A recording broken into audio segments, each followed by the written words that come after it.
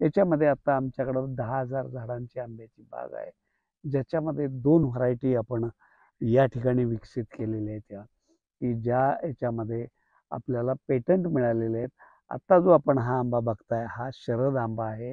ह्या शरद आंब्याचं सुद्धा आपल्याला पेटंट मिळालेलं आहे.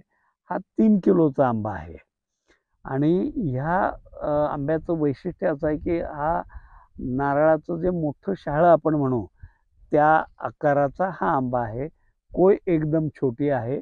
गर एकदमचा ज्याला म्हणू आपण, याच्यामध्ये आत केसर हा प्रकार अजिबात नाही.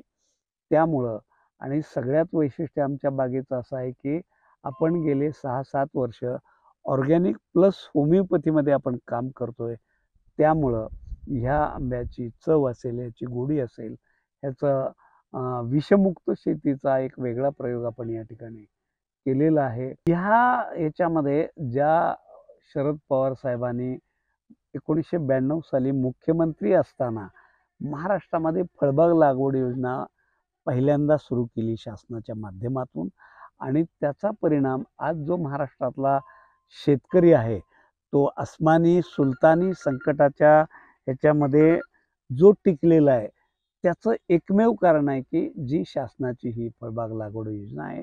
त्याच्यामध्ये मग पुन्हा शेतकऱ्यांना मागेल ते शेततळं असेल, मागेल त्याला सौर असेल, मुख्यमंत्री सौर असेल, भाऊसाहेब फुंडकर फळबाग लागवड योजना असेल, ड्रिपसाठी अनुदान असेल, ह्या सगळ्या गोष्टीचा परिपाक एक शेतकरी ताठ कण्यानं किंवा ताठ मानेनं उभा राहू शकतोय, त्याचं एकमेव कारण पवारसाहेबांची त्या काळातली धोरणं आजही देशामध्ये बांधावरच्या शेतकऱ्यांचे प्रश्न जाणणारा, राजकारणाचा भाग वेगळा आहे, पण शेतकऱ्यांच्या बांधावरचं जाणणारा, शेतकऱ्यांच्या प्रश्नाविषयीची जाण असणारा देशात फार कमी माणसं आहेत. त्याच्यामध्ये एक पवारसाहेब आहेत आणि त्यांच्या त्या ऋणातून थोडंसं उतराई होण्यासाठी म्हणून साधारण 15 मे 2023ला ह्या आंब्याचं आम्ही नामकरण केलं